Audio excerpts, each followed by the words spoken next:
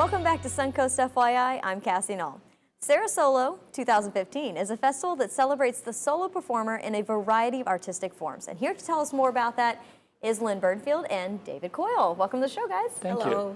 This is really exciting. So this is your first year doing this event? It is. And just to clarify, it's Sara-Solo because it has solo artists, right? Exactly. So tell me, how did Sara-Solo evolve? Sara-Solo started because Ann Morrison, who lives here, and Blake Walton, her ex-husband, are still close writing partners. And they went up with two plays Ann wrote, and Ann appeared in one and Blake appeared in the other, went up to the United Solo Festival up in New York City. And they both won prizes. This was in November. Okay. And of course, everyone was talking how lovely the weather was in Florida. And they said, oh, this is November. It would be so nice if we were doing this in Florida. So they thought, well, that's not impossible. Why don't we do something like that here? And would it be even better if we could come down and do a retreat like the Hermitage? And so that's one of the things that we hope for as well, an opportunity for solo artists to work on new works here in Sarasota. And of course, I'm sure you'll have a great turnout if you're getting people from New York, because they're going to love to come down here right now with all the snow they've been seeing. So what is a solo artist? Well, a solo artist is someone who is doing a personal piece. A person who does a one-person show isn't saying somebody else's words. They're either saying their own words or they're demonstrating a skill of theirs. So a person who does a one-person show is somebody who wants to share something with the audience. And there's a subtext to that as well, and that is that if we're doing it, anybody can do it. So if someone in the audience has a story they want to share or a skill they want to demonstrate, there's a stage for it. Oh, wow. Right. So the audience can be involved during your... No, actually what I'm saying is that... I was like, wow, that's so cool. Well, actually, I think there are. Some of the shows will have... One of the improv will have a kind of thing like that. Wow. Well, yeah, but what I'm saying is that if somebody has a story they want to share, they could submit it next year to Sara-Solo 2016? 2016? Yeah. Yeah, if they come out to 2015 and see how it's done, it. then they can maybe come out and try it next year. Right, Yeah. bigger and better. And you actually have quite a few people coming to your event. You actually have 15 performers that are signed up that you've worked very diligently on that schedule for. So where do you see this going, and what do you see this event becoming?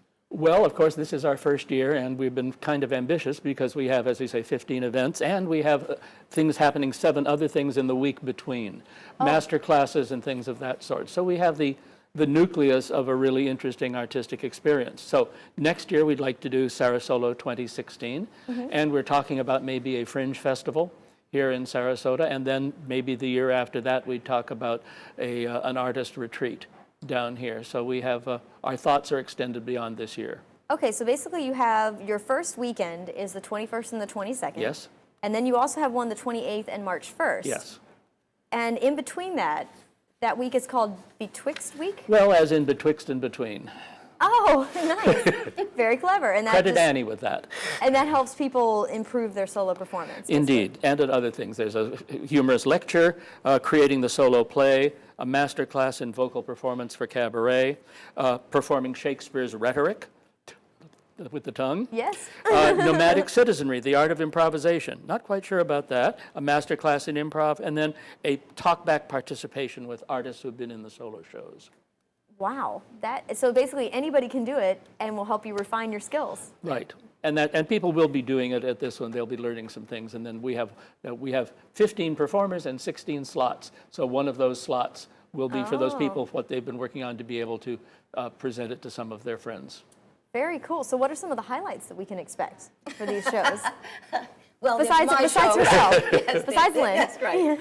My show is Under the Radar. It's the story of how I went from the girl I was raised to be to the woman I was meant to become.